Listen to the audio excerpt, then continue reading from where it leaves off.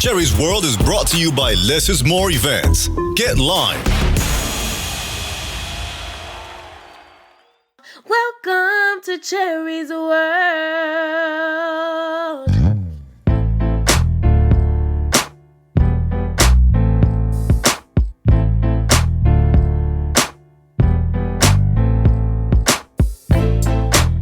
Ladies, I got a treat for you today on Cherie's World Podcast. Mr. Dominic Santana is in the house. You might not know the name, but I guarantee you all know the face. He played Suge Knight in All Eyes on Me. And now, Cherie's World Podcast is about to have all eyes on him because he is in the house and broke me in this man.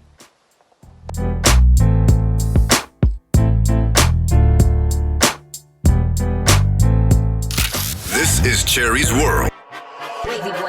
Making Memories Sale Series.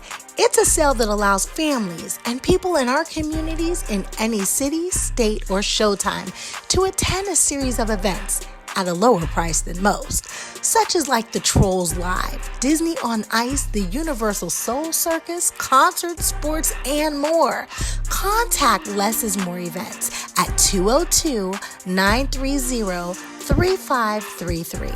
Again, that's 202-930-3533. Visit the website, getlimetickets.com. They're on social media, Facebook, IG, Twitter. Less is More Events. Get out and lime. Hey, if you're listening to Cherie's World Podcast on Apple Podcasts and iTunes, please give us a 5-star. Let us know what you think. Leave us a review. I want to hear from you. Thank you. Would you like to advertise on Cherie's World and have your product placed on Cherie's social media for the world to see? Email us now at cherriesworldpodcast@gmail.com for low introductory rates.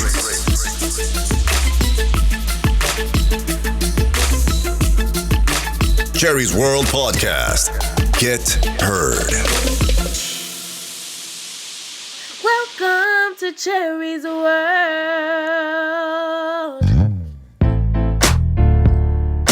I don't know, it's a personal choice. Woo-hoo-hoo, ladies and gentlemen. This is a show I've been waiting for all day. I hate to say it, I'm a little biased and I'm a fan. We have Mr. Dominic Santana on the line with us. Thank you for calling in Cherie's World. Hey.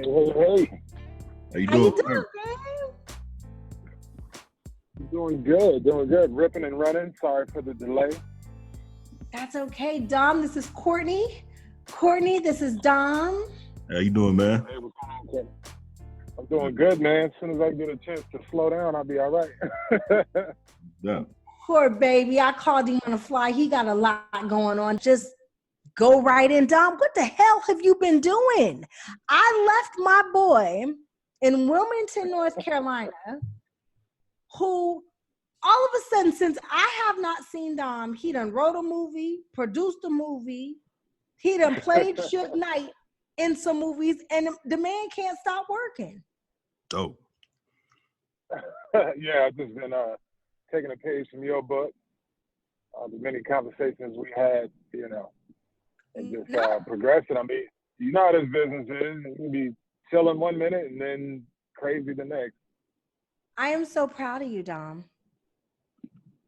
Thank you. I appreciate that. And it means a lot coming from you because we've had a lot of just like private conversations about the business and goals and stuff like that back in the day. So definitely. And you imparted some wisdom to me too, so I appreciate that. I don't know if people know that about you, but you're not, we won't say no names, call anybody out, but you're not one of those people who just hold it all into yourself. You actually share your wisdom and you're just open with information. So that's very helpful.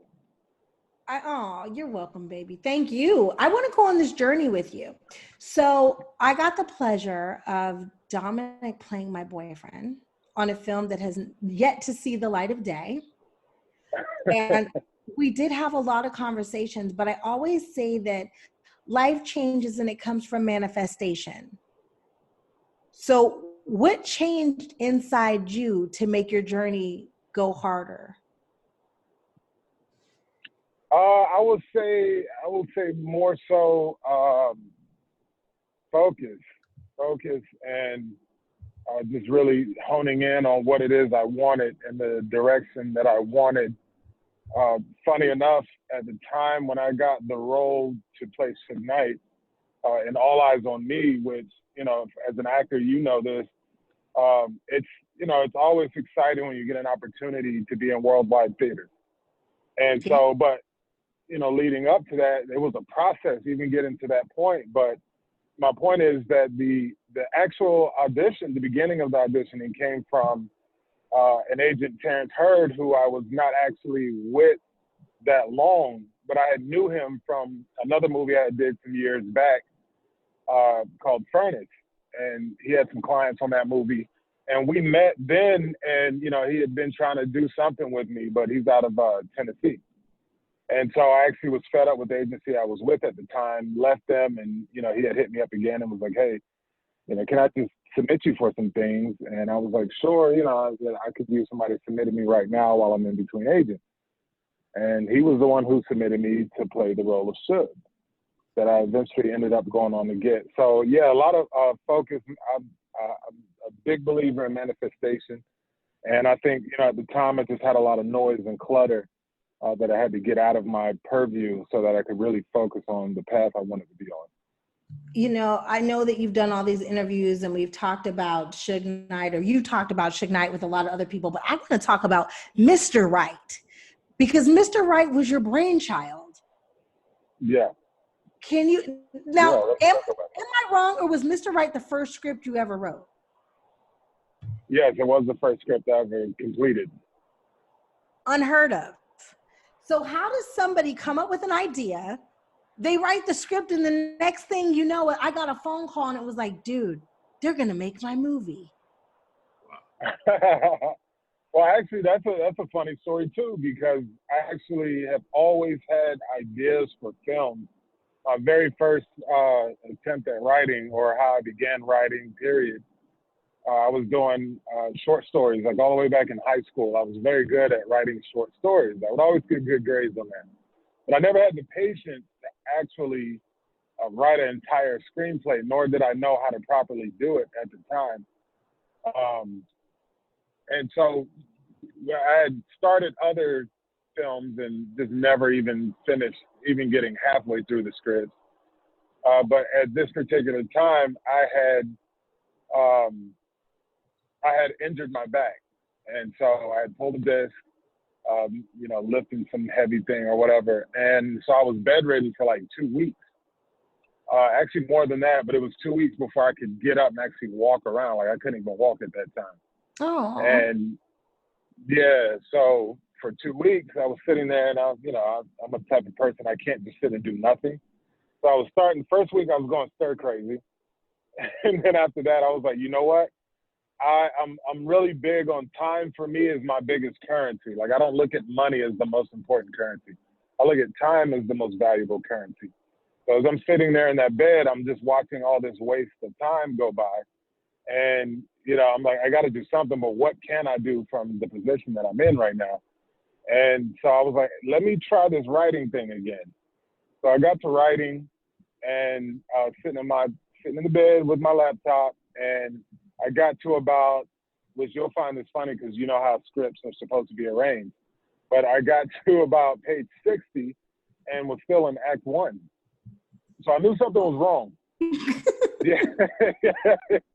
Yeah, I knew something was off here. And I'm looking like, okay, in about 30 pages, I'm supposed to be wrapping this movie up, and I have no clue where, you know, how I'm going to do that. So then I put it down. I said, you know what, let me respect the craft. Let me take some time to really start to at least learn the basics. And so I went and bought the Screenwriter's Bible, which, you know, that's a lot of our first moves, to go to get the Screenwriter's Bible, started reading that. And then I started going online and Googling screenwriters and just looking at their tips and, you know, things that they would talk about on how to move a story. So then I got the general basics down, and I realized where I had screwed that whole script up. I didn't realize how much formatting and formula goes into a screenplay. But I learned then and gained a new respect for screenwriters. And so then I went back, restarted the film, and to just start rewriting it the proper way. And then it started flowing. And then within a month's time, I was better, and I had completed my script. When you said you first started writing scripts, what did you use? Because I had dabbled in it. I used like this thing called Script Buddy, just to As far as program? Yeah, like what did you use? Like how did you know how to like actually make the Oh man, I'm a big Celtics lover, and so at the time Celtics was free, and anybody could just jump on and start writing, and it formats it for you. Once you learn all the buttons, hit tab, enter, where it goes, etc. Mm-hmm. Then you pretty much have to you can just focus on writing, and you just hit your tab, and it'll go down to the next proper position for whether you're trying to do exposition or characters, etc. Yeah. And I still use it today. To this day, I've written like 9 more scripts, and I always use Celtics. I try to go to other things, but I'm just so comfortable with it, and it's so user friendly. And they've expanded Celtics now that you can do storyboarding and basically run a whole production right out of your Celtics. So for me, that's been the best one for me. Oh, what was it like? Oh, go ahead. No, I'm just saying I'm so proud of him. Yeah. What was it Thank like you. being on the game? The game, that was a funny experience. It wasn't negative at all, but it was just, and again, Cherie, the experience you've had with television shows. It's the star's house. When you're a guest, because I was guest starring on that episode, and when you're guest starring, it's not your home, And I don't mean like they made me feel uncomfortable, because they didn't, but it's just, you're a little bit limited. You don't know how much can I improv. Does this director like that? So I didn't want to try to, outdo anybody that was one of the staples of the show. And so that was a real interesting line to walk, because at the time I've done a lot of TV as far as like guest appearances, but at that time it had been a few years since I'd done television. And then I was also a fan of the show. And, that was probably, I want to say that was the first show I did that I was actually a fan of. Like I watched it before I was booked on it. Yeah. And so that was a little nerve-wracking too, because I was like, I don't want to be the guy that messed up the game. And then I'm working with, my particular scene was with Wendy Raquel Robinson, who is, I knew she was funny just from watching her, in previous stuff. But Wendy is hilarious, and she's an improv beast, So it was fun working with her, going back and forth. And in actuality, a lot of the stuff that we filmed didn't make it in the final cut. Really? Wow. And so, because Wendy's I'm an improvisist, and Wendy's such a great improvisist that, we kind of were just going off, and the director was just letting us. And so Wendy, which one of her jokes is in the final cut, when she makes a joke about because I have curly hair, right? Mm. And so, right out the bat, she starts adding new stuff into the script, as actors often do. And, first thing she hits me with is, we go back to, I forget the name of the town we're all supposed to be from, but, we go back to, that town, and she told me, I see you still rocking that first perm I gave you. So it starts, So it starts from there. And, she's just hitting me with zinger after zinger, right? And I'm trying not to laugh because it's actually funny. Right. And I have a very, crazy sense of humor, and I can improv quickly. But I held back because, again, it's not my show. And so I didn't, I was like, man, I could hit her back with some real good ones real quick. But then I don't know how she'll feel if she gets pissed off. Now I've ruined the mood on the taping. And so I was just kind of chilling. And then the director was finally, after 3 takes, he was like, you can throw something back at her if you want to. And I was like, oh, okay, that's cool. Oh, well, say no more. But then I started hitting her back with zingers, but 90% of my jokes didn't make the final cut. But everyone was laughing. We had a good time. So that's how it works. So So you guys have a script, but you don't necessarily have to stick to the script. You can just kind of freestyle off of. I didn't know you can do that. It depends on who the writers and producers are. Exactly, yeah. So if the writer, like she said, if the writers and producers are cool with it, and the director is feeling like what you're bringing with your improv is still in line with what they're trying to convey, then sometimes you have directors and producers who love people that improv, and then you have some they're like, please don't change this at all. Oh, okay. And so they're like, oh, okay. That's what they get hired for. So they need their joke to make it. Oh. Yeah, exactly. Sometimes they get it all twisted and confused, and because I have a short funny story around that where I went to I had to read for this was for the show Ballers on HBO, and it was when they were casting like all the main cast, it hadn't even started up yet. And so I went down and I read, I'll leave her nameless, but I read with the casting director in Atlanta. And before I got there, because again, I'm a big improver, so I'm actually more comfortable when I'm allowed to improv than I am when I have to go just exactly by the script. And so, but my agent sends me the info and with director's notes that says, please do not improv, say exactly what's on the script. Don't deviate from that. I said, okay. And that was in big, bold letters. So I'm bigger at improv. So I was like, okay, I have to spend my time studying in a way that I force my brain to not improv. And so I'm training myself for like 2 weeks to do exactly what's on the script, do a good job, and not deviate from that, right? So I go to Atlanta. I'm in there with the casting director. She's already super annoyed. So, and again, Cherie, you'll understand this. You're an actor. You walk into a room. You already have your anxiety a little bit that you're trying to control, but you walk in the room. She's literally sitting across the room in a windowsill looking out the window, and she looks super annoyed. And I'm like, oh, God, what's going on? And so she doesn't even look at me at first. She just says, while she's looking out the window, she says, please tell me that you know your lines. Oh, and I my was God. like, yeah, right. So I was like, well, I did until this very moment when you asked me that. Right. So I flubbed it up, because I could remember everything else, but I could not remember the very first line. But I could remember everything else after that. And so we did it a few times. She got more annoyed. Apparently everyone before me was screwing up their lines. And so she was just top annoyed by this point. And I'm feeling her energy, so it's messing me up. And, oh, damn that. I'm going to say it was Alpha Tyler. So I'm in there with Alpha Tyler, and she's obviously annoyed from all the other people and who were not prepared. And, Alpha looks at me and says that we move forward. I flub it up. She gets more annoyed. And then she's like, just take a minute, gather your thoughts, look at it again, and then let's start again. And so I'm like, okay, take a minute, look at it. I get it back, my mind back on track. So we go to do it again, and then I ace it. And she perks up.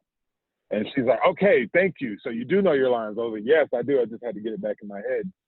And she's like, all right, that was great. Now let's do it again. Relax even more and do it again. So we do it again. I give her a more relaxed version. She's loving it. So now she's energetic and getting happy. So then she goes on the third time after that, once I started getting them right, she goes, all right, now I want you to make it your own and just improv, like put in, just change it up a little bit. So now my brain is locked off because I spent 2 weeks hammering my brain to lock that side of it off, right? Yeah. And so now I'm sitting here with the casting director who's telling me to do the exact opposite of what the director's note said. And so now my brain is just like malfunctioning. So I do it again, and I just say everything that's in the script the same exact way again. I just change up the tonation. And she's like, that was good, but I want you to make it your own. Like, change up the words, add, improv how you see fit. And no matter what I did, I could not pull my brain back into that lane, after all of that. So I left out of there, and I knew I had, I knew I was right for the role, but with all of that involved, like, it just threw me way off. I didn't get the role. I actually ended up meeting the actor who did several years later, and he's a cool guy, but, I know I would have definitely been better for the role. I'm glad you telling this, because there's so many people that thinks that they can just, I never been one of them, but it's so many people that thinks they can do what y'all do. And Oh, I'd love to hear that. It makes me laugh every time. to hear, like, you know, in detail, like, you know, how hard it is, man. Wow, I couldn't do it. I know I couldn't do it. I wouldn't even try. Yeah, when I break it down, and again, because you're sitting there with a great actress who's had way more years in this business than I have, you know, it's people think that and they come to me. One thing I hate, and this is for your listeners that are you know, who want to be actors.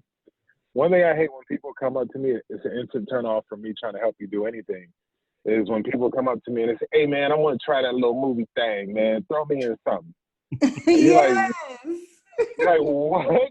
Wait a minute. So I have to put in 15 years of grinding and dealing with all kind of crap, studying my craft, studying my business, and working that out to become because once you get to that level, you are considered a professional.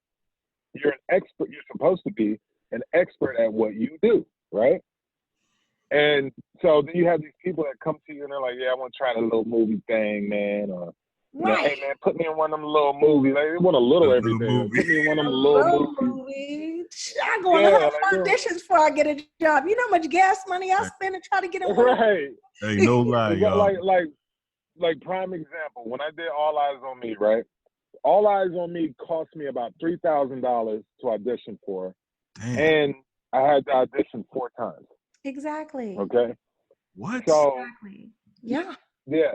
I had to do the video audition, right? It's what's called a self-taping, because I wasn't in the city they were in. And so I had to do the self-taping. They wanted it loaded up on Vimeo, but Vimeo wouldn't work on my end for some reason. It was moving as slow as I've never seen. And so I actually ended up turning in that audition 4 hours later than the time that was scheduled for me to turn it in. So thankfully, they really wanted to see me. But I ended up just telling my boy, you know, I was like, screw it. Just take it, stick it on YouTube with a private link. We'll send them that. If they really want to see me, they're just going to have to watch it on that. And so we hit them and they were like, yeah, just whatever. We just want to see it. Well, YouTube is fine. So they accepted that. And then I had to come in person and audition for the director at the time, who they eventually ended up firing after that.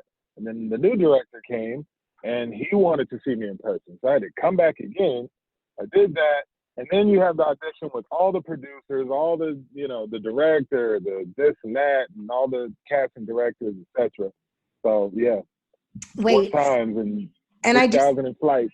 Yes, I just have to say, when he's talking about going to the audition, he's going to a different state to audition for these people. Right, yeah. I just want to make sure it's clear. I don't want to just talk about your career, Dom, because I love you as a man. And so I want to give the audience a little bit of a chance to know a little bit about Mr. Santana.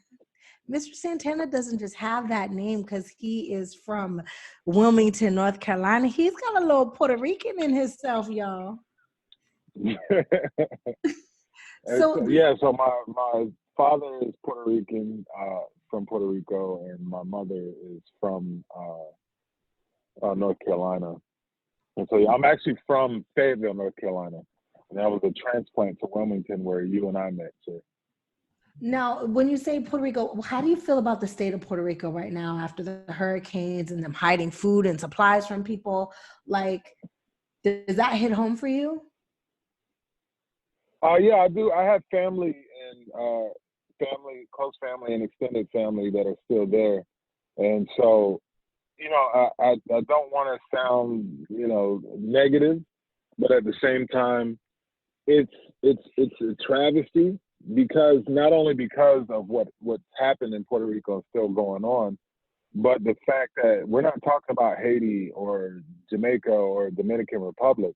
We're talking about a state a territory that's part of the United States, right, and it's supposed to enjoy all the support and the benefits of being part of the United States.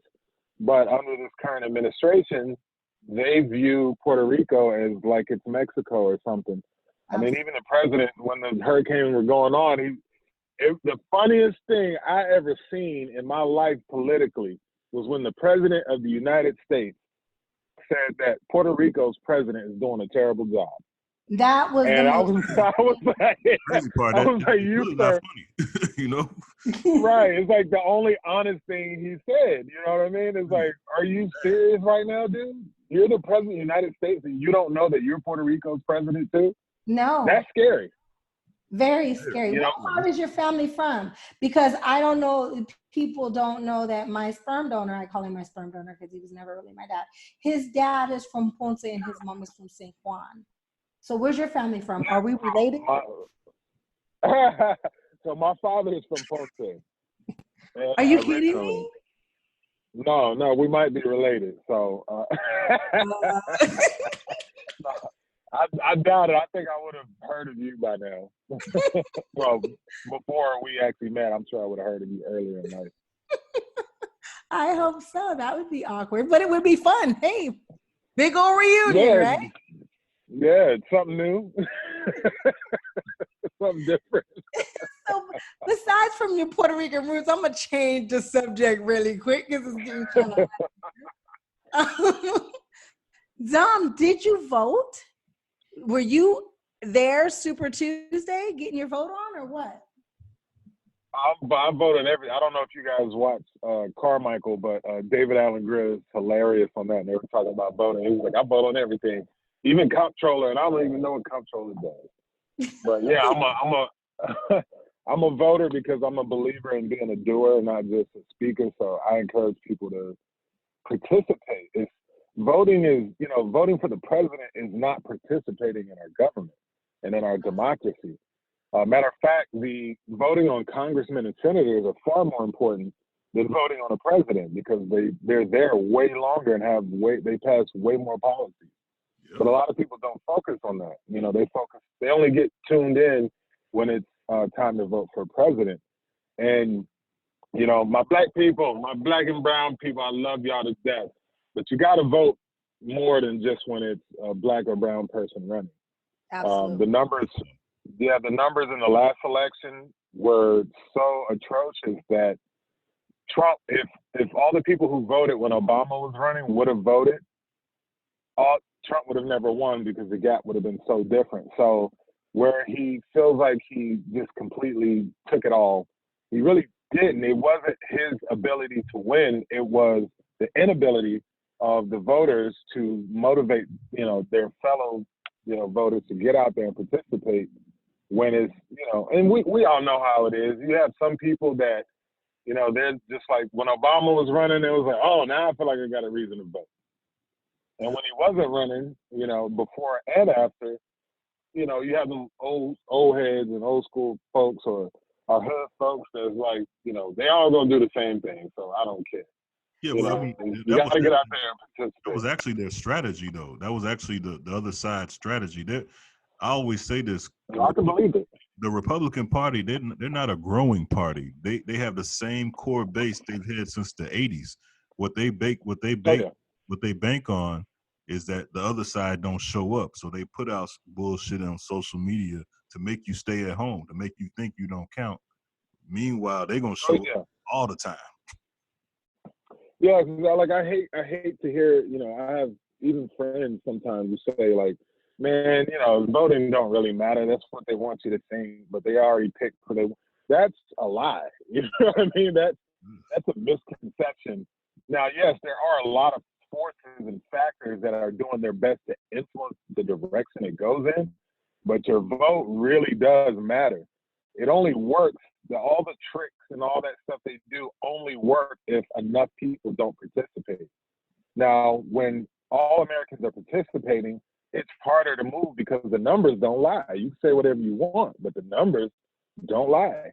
You know, and America showed us, you know, the voters who did vote showed us where they stand, because you can argue all day long that, yes, Hillary did win the popular vote, but she only won by 3 million. Now, that's a lot when it's just 3 million by itself. But when you look at 60-something million for Trump, 60-something million for her, that's a very small sliver of an edge, you know. And so for it to even have been that close, it really showed me, you know, where America really stands, or at least where half of America really stands.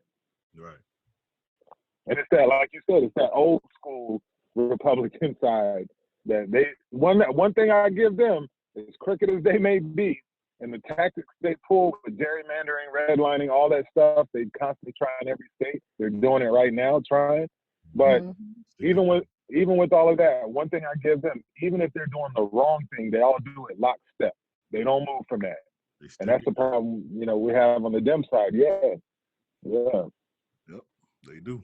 You know what? You're talking about like the state of what's going on in the world right now. Dominic is a father. He is raising a young Black man. Have you had conversations with your son about the police or race relations or anything like that? And if you did, what did you say to him, Dom? I haven't talked to him too much because he's 8 now, so I haven't talked to him too much about as far as how to deal with police and things like that. But as far as racial relations, I've touched on it a little bit. I've had to because he's very intelligent and very perceptive, and so even if I don't talk about certain things, he'll notice it and bring it up. He can understand things.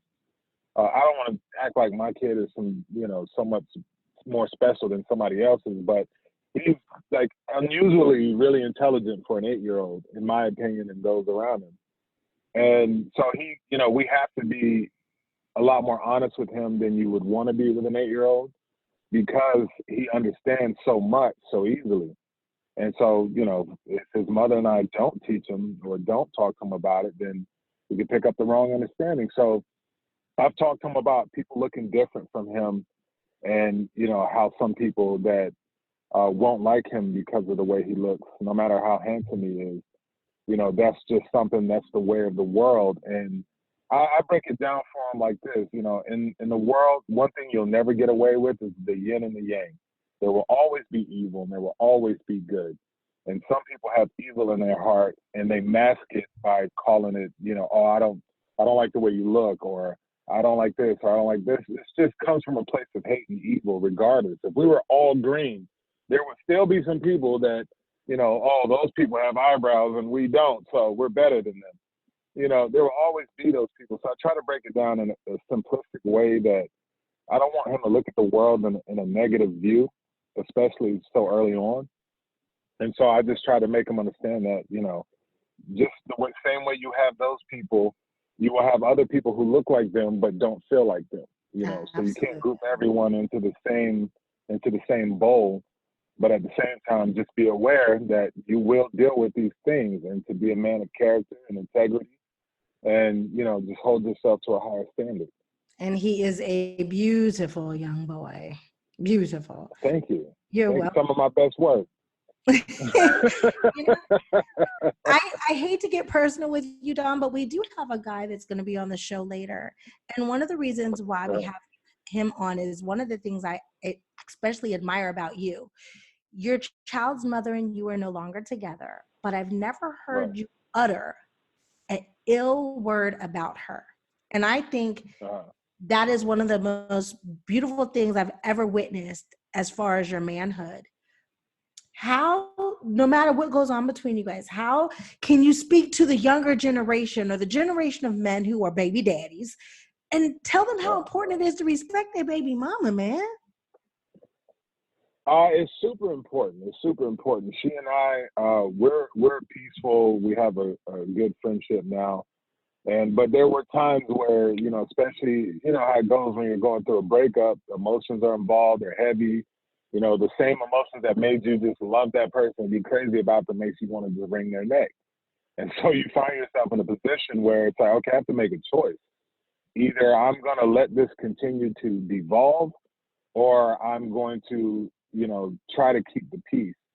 And, sadly, I remember when I was younger, my mother and father, there was a point in time where they couldn't even really be in the same room together and to even have discussions about us and things like that. And so, that was one thing I never wanted to happen with my son, which was, feeling like, okay, I know my parents aren't together, but geez, they can't even sit down together and talk. I wanted him to be able to see us laughing and hugging and, stuff like that, and so I worked really. I mean, it took some putting my pride to the side and putting ego to the side, and just really focusing on what was best for him and what example I want to give, to him, and also, for her, because not to be funny, Cherie, so don't jump on me, but women in most cases are a lot more emotional than men, and so when you react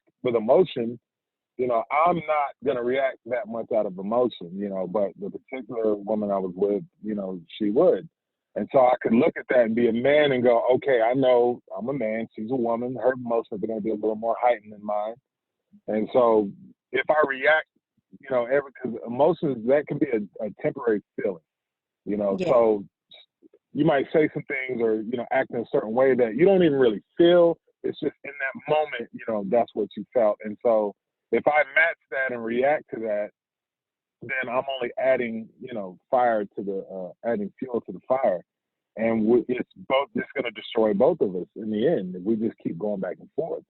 And so I was like, no matter what, no matter how it's panning out, I'm going to do my best to at least be the example of the man that I would hope that he would be if he were in the situation. So if he does find himself in the situation when he grows up, if he's out of pocket, I can go to him and be like, hey, do you ever see me talk to your mother that way? Absolutely. We had our arguments. We had our name calling behind closed doors. We had all that. But have you ever witnessed me insult or disrespect your mother? And there's times where me and her were, we were on the outs for real. And, we might talk junk when it's just us.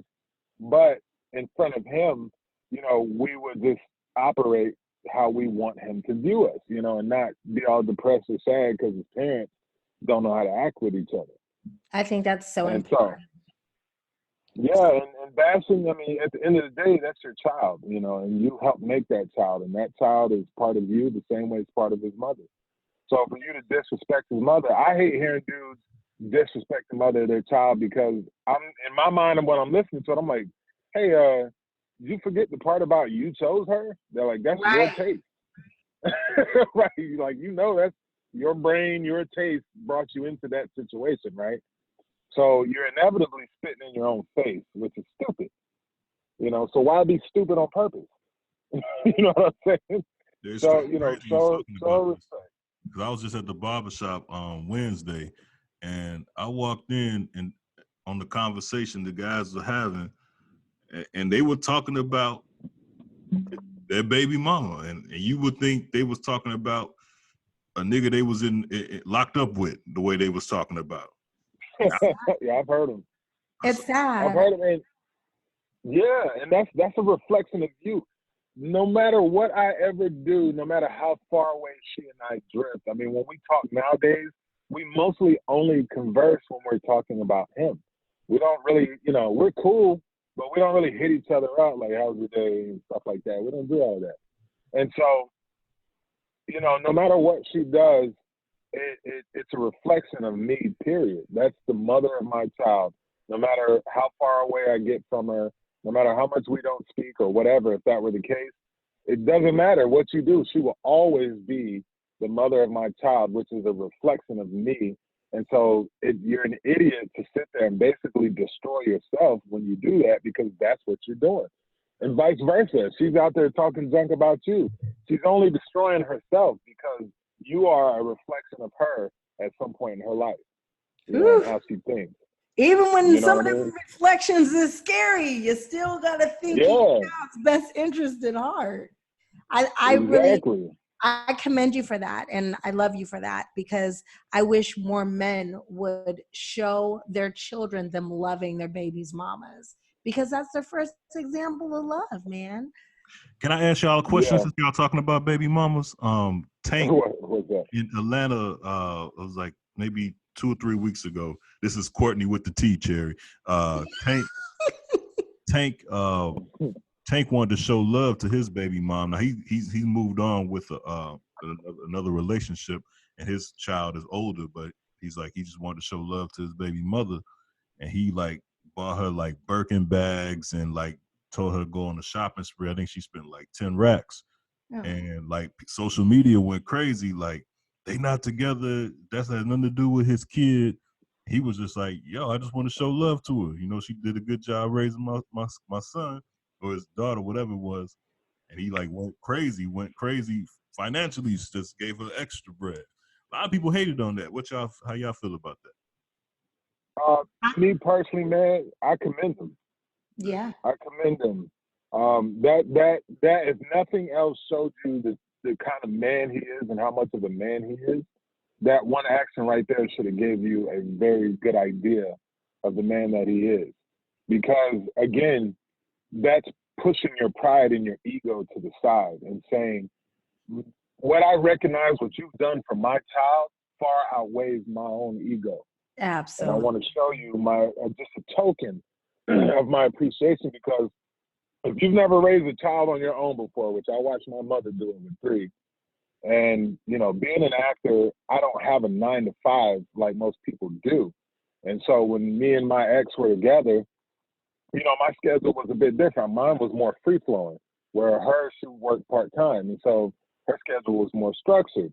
So I found myself, you know, I was like, well, why do the whole, you know, why waste money on daycare when, you know, I can pretty much have my kid with me, you know, most of the day. So I did the diaper changing and the making him food and making sure he's good, playing with him, keeping him entertained, also while handling meetings and business, etc. So, and we're not even talking about, that's not 18 years. At that time, I think that was about 1.5, 2 years and of doing that. And it's tough.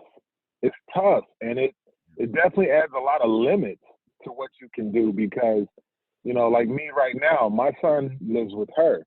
So her day consists of, I've got to do this, and this. Oh, but I also have to work that around my child's schedule. Where me, I financially help provide for him. I talk to him all the time, etc. But I don't have to worry about that in my day of what's his schedule, and then I got to handle all my business and everything as well, and still have some semblance of a personal life. Yeah. So even if you don't get along with her, you have to still recognize a sacrifice that she's making on behalf of your child.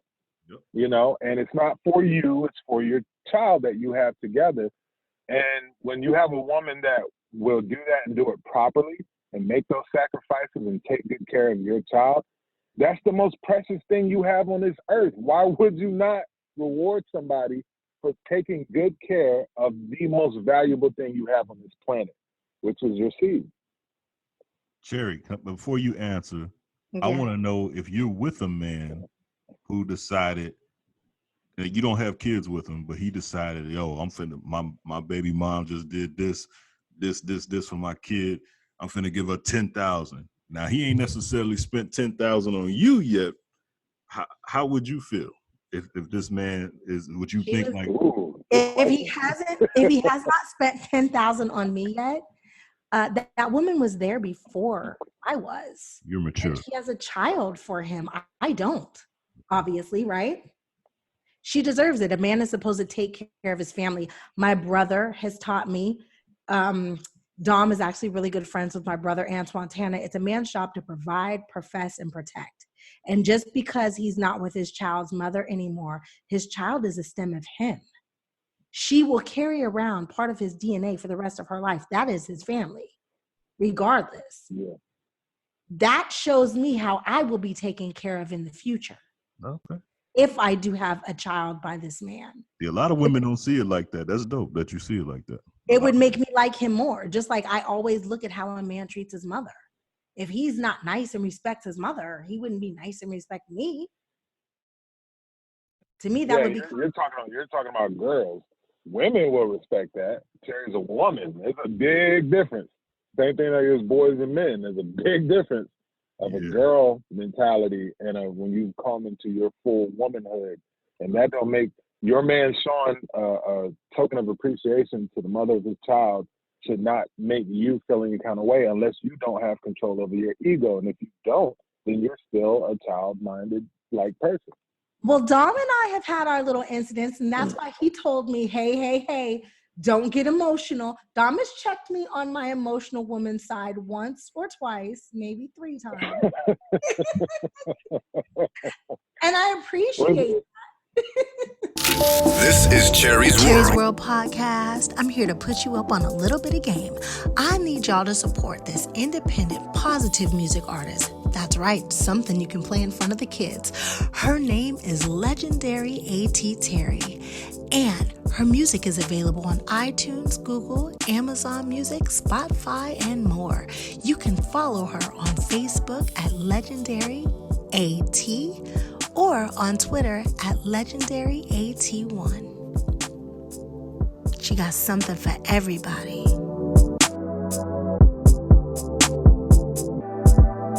I gotta ask a Suge Knight question. Have you ever met Suge? No, I've never met Suge, actually. Oh. Closest I've come to meeting him was I met one of his sons and his wife or fiance, whatever she is or was. That's about as close as I've gotten.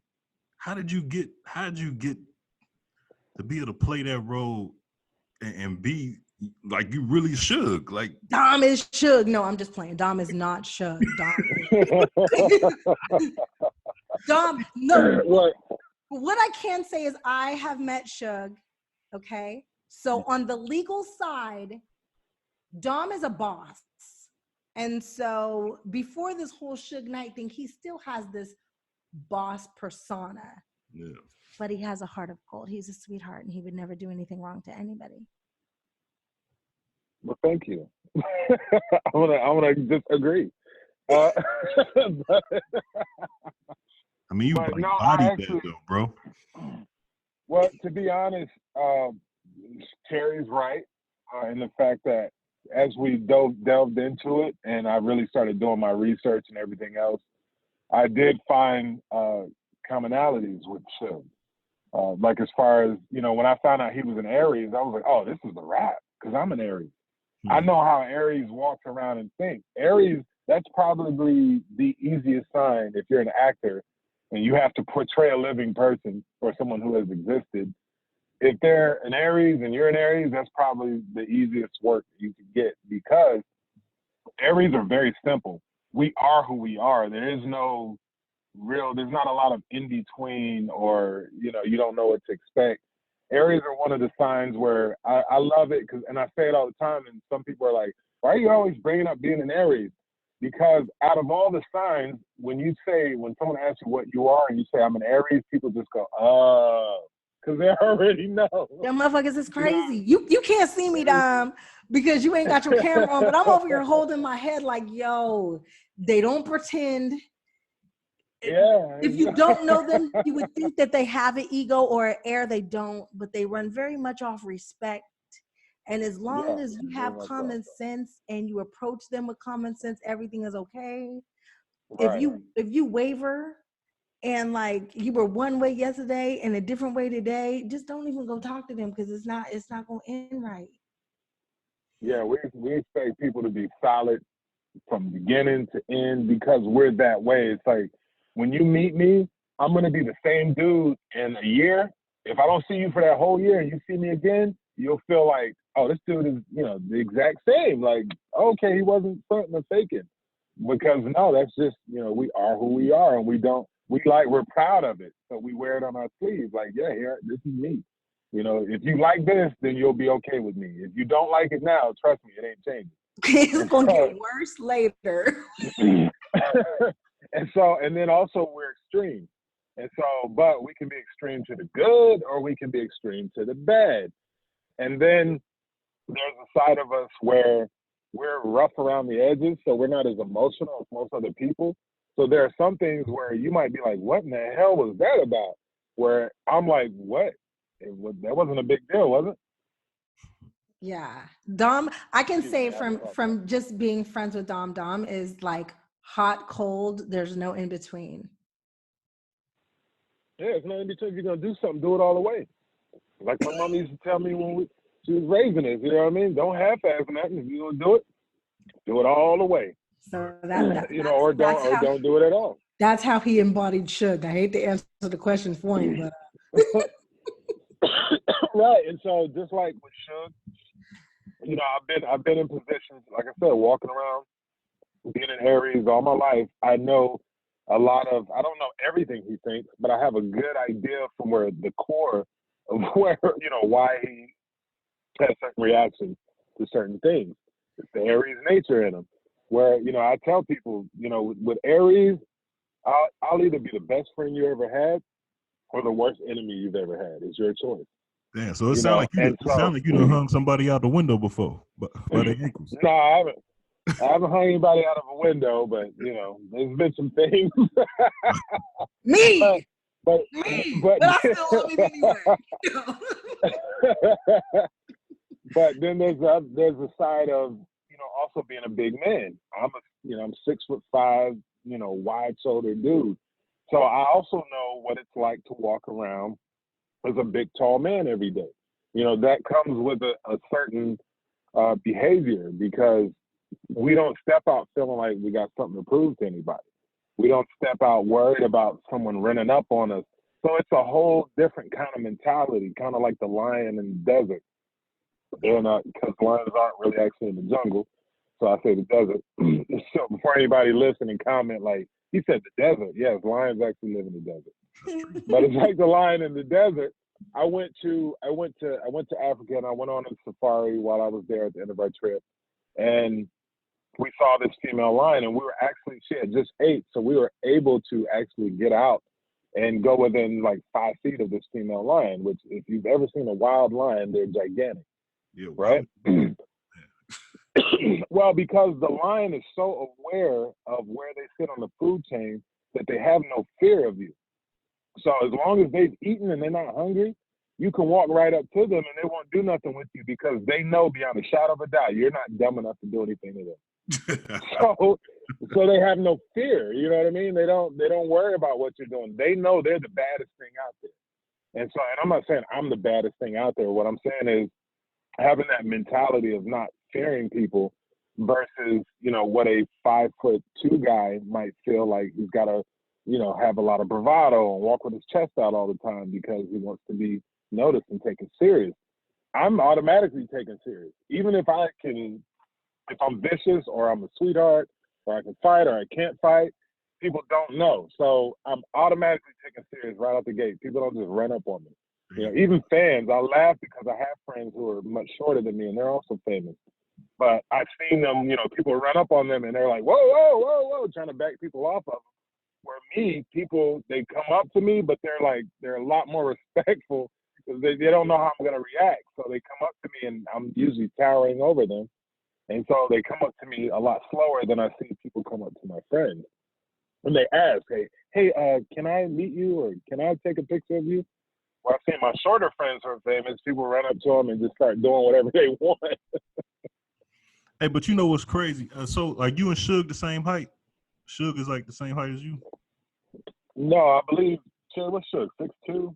Yeah, he's actually smaller than Dom. Oh, okay. Because I actually met Suge before, and I was drunk. I was drunk as hell. But I mean, it was crazy how I met him. I actually showed Cherie the picture one day. It's embarrassing, but but yeah, he showed me a lot of love though. But like I wasn't intimidated by him. But then my cousin, he was like, "All right, Suge, let me get a picture," and Suge muffed him and told him like that. You know what I'm saying? It was just funny like that. Dom is a lot bigger than Suge. Let's just say that. No, you know what, Dom? Everybody, when they see you, of course, the Suge Knight movie just came out. Is Suge a gift and a curse? Like, you know, I'm always going to be that little girl from Punky Brewster. So how do you feel about people saying, there goes Suge? You're like, no, I'm Dom. Well, no, it definitely has been a gift and a curse, so to speak. More of a gift than a curse, but, you know, there's pros and cons to everything. And the cons with playing Suge is I played Suge in the movie, and then we had a hit show. I ended up playing Suge, and that did well. So the weird thing is the younger generations, and it was my boy Wavy Jones that actually pointed this theory out to me, and I was like, you know what? I think you're right. But the younger generations, they're not as familiar. Like, they know the name Suge Knight, but they're not as familiar with Suge, those of us who were, you know, around and seeing Death Row in its prime and, you know, all the things that were going on. And I was on the East Coast at the time, so, you know, Cherie, you'd have a way more better view and understanding of that than me. But still, just those of us who were familiar when Death Row was in its prime, and they were running everything. And so we know, but you have those younger generations who don't know Suge like that. They just know of Suge. They know the legend of Suge, but they don't really know Suge like that. So what's happened is you have people that they see me in the movie, they loved it, they see me in the show, they love what I did in the show. And so when they see me out in public, they look at me and they're like, man, you look just like Suge Knight. Now, if you put me and Suge Knight's pictures side by side, we look like we can maybe be like distant cousins or something like that, but we don't look like twins. Dom is way more. And, well, thank you. And I'm not just saying that because you're on here. I'm just being honest. And so, but what's happened is you have people that, you know, they look and they're like, Suge? You know, I was like, you look exactly like Suge. And I was like, I know, because when I first got submitted for the role, I was like, I don't know if I look enough like him. You know, I was like, damn that, I'm an actor. I can, you know, do what I need to do to portray it enough to where it's believable. But I was worried about that. And then now to go from that to people saying, you look exactly like him. And I'm like, how? I mean, I'm even smaller. You know, I'm like 40 pounds lighter than the movie. And, you know, with hair now, and people still like, you know, and I was talking with my boy, and he was telling me, he worked on Unsolved with me, and he was like, we were out in Burbank at a store somewhere, and that happened. And he was like, dude, you know what it is? And Wavy, I think, is like 25, so he's part of that younger generation. And he was like, you know what it is, man, is these people, they didn't know Suge like that. So now that they've seen you play Suge in the movie and in the show, that's the image they have in their head when they think Suge Knight. That's real. And so when they see you, it's like, oh my God, it's you. Like, you look exactly like him. You know, or people that don't realize I am the actor who played him, and they just see me, and they're like, anybody ever tell you you look exactly like Suge Knight? And I always ask, well, where are you getting that from? And they're like, well, have you seen the movie All Eyes on Me? And I'll play along. I'm like, no, I haven't seen it yet. Is it good? And they're like, dude, they start Googling, like, you gotta see this, dude. You look exactly like Suge Knight. And I'm like, no, that's Suge Knight from the movie, which was me, and I'm an actor. And I'm not actually Suge Knight. That, and I think also it scared some of the industry, you know, like working with people. Like when I did, prime example, when I did Unsolved, you know, obviously my work spoke for itself in All Eyes on Me. And that's where they, you know, were first interested. A writer, a good friend of mine, Tess Gray, who's a writer on that, knew me from another project earlier on in my career. And she saw it, and, you know, she was like, we need to get him for sure. And so she got that ball rolling with them, and they loved it and was like, yeah, let's get him. But they literally flew me out, not to audition. They literally flew me out. I flew in one day, and I left that same night on a red eye. But they flew me to LA from the East Coast, and we literally sat and just talked for 2 hours. You know, they just wanted to see. Halfway through, I was like, oh, they're trying to make sure I'm not crazy for real. I get it. You know, we're going to be working together for the next 6 months. They wanted to make sure, you know, what they were getting into. Because, you know, like, Cherie, you know film set. These are not, generally, it's not like big, tough people. So I know they were looking like, man, this is a big dude. Like, we don't know how he acts. And if he were to cut up, who can do anything about it? So let's see what kind of person he is. You know, they never told me that, but I was, you know, I understood that, oh, that's why I'm here. They want to see my mentality and the kind of person I am for real, like real life. Is he just that good as an actor, or does he really just act like that? And they found him and threw him in a movie. Nah, they wanted to make sure you didn't walk up in there with a gun and some Hennessy and overturn the table. Right, exactly.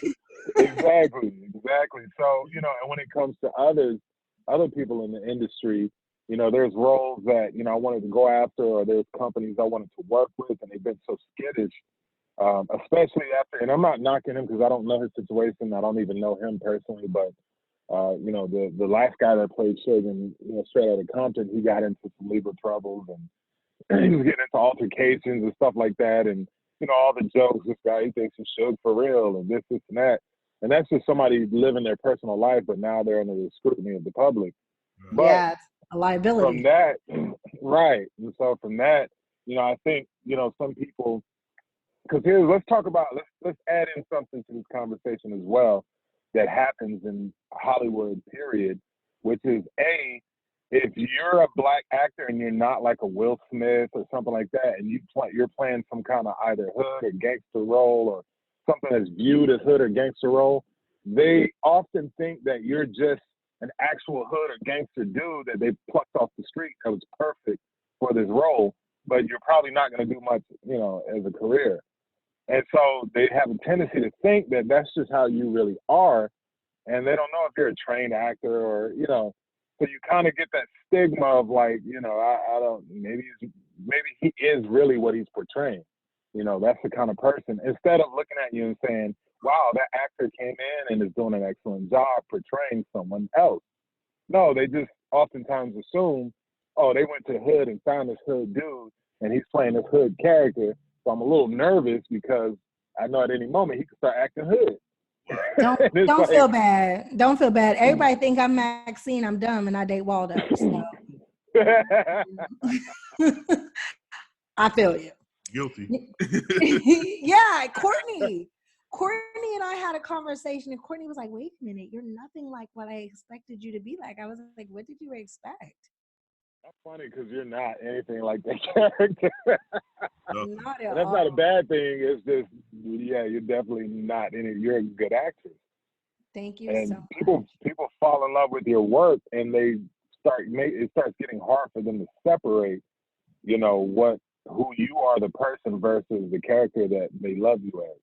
And then people view you as a product. They view you as like, their car or, their home, an equity purchase, where you're important, but you're still this thing that I can treat however or, act toward however, because you're not really a human. Yeah. And that's how people view us. So they run up on us, they approach us, they'll stop you to, make sure you are who you are, and then turn and start talking to their friend right in front of you as if you're not there anymore. Right. And you're like, okay, y'all enjoy that convo about me. I'm going to continue on shopping for my groceries. So, Dom, what's next for you, babe? Not to cut you off, but I need to know, like, what else is going on? What are you writing now? So right now, my business partner, Jason, he's definitely, yeah. So Jason, we've known each other for years, and he decided, he originally was an actor, also pursuing it when I was pursuing it in the beginning, but he decided that he was more in love with the behind the scenes stuff, so he left that all together and put all his focus into learning to produce and direct. And so now he's a bona fide producer, and he's produced a couple of films now and documentaries and all kind of stuff. And so we formed up the company Palomar Entertainment. And, we were already writing together. And so, we were just like, hey, man, you've got way more power now. I've got way more power now. We've got a lot of relationships. My name is bigger now. Your name is bigger behind the scenes. Let's form up together and make a company. And let's start using our relationships and our status to push the projects we've been wanting to do all along. And so that's where we've had our head, is drumming up investors and having all these meetings. And 2019 was like the year of meetings. We were in, like UCP, OWN, Fox, all these different places, Netflix, having meetings. And when we first got going, it was funny because we first got going and it was like, okay, we want to submit things. And then we're like, no, welcome, and come, you can come and I'll talk to you about how to do it. And we realized we knew nothing of what we needed to know about how to get a TV show on the air. And so we went through a school phase. We were learning, having these meetings, being taught by executives who make these decisions to greenlight shows and whatnot, and having that fortunate opportunity. So took that, and then once we figured out how to do everything properly, started making moves on that. So right now we have 2 shows in development. One is called Bloody Boston. Another one is a untitled reality show, not the kind like Love and Hip Hop, but about an actual person. And then we have, we'll be shooting, we plan to be shooting, as long as everything goes the way it is. We have a film called Vacation that is a very unorthodox and should be a really cool film that we plan to be shooting by June.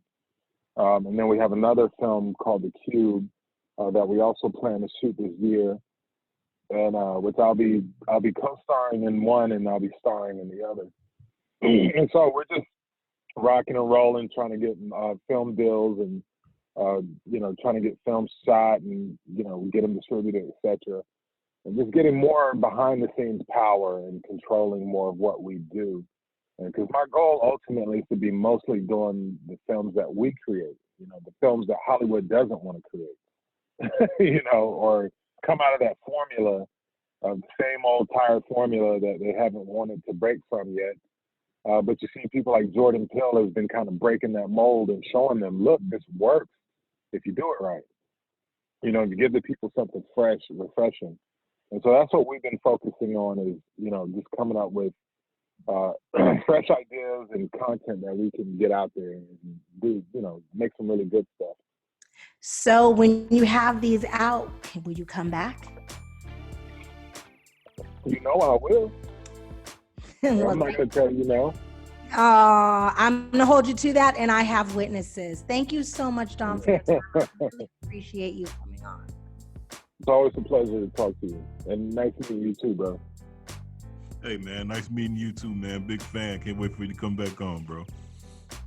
I appreciate that, man. I look forward to it and bring you guys back some exclusives. Oh, hey. Thank you, baby. Welcome to Cherie's World. Brought to you by Less is More Events. Get Lime.